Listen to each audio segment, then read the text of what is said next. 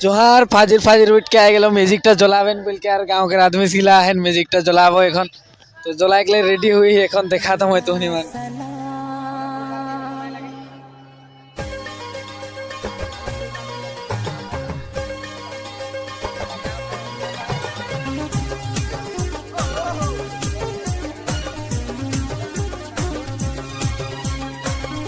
जोहार हमनी के पुराना नियम है जे देखो तार बहुत भाल से करिला रो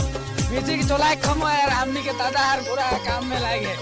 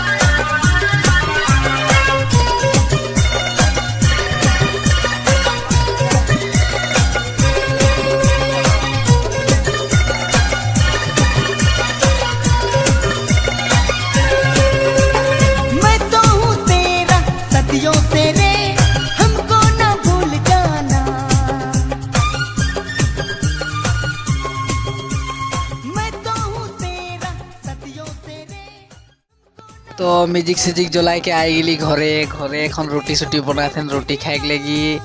तो तोहनी मान को थोड़ा देखा तो रोटी हमनी के घरे कैसन बनाए तो रोटी बड़ी मजा से हमनी के भुजी बनाते तो এখন रोटी खाए लगी थोड़ा देखे के लगी यार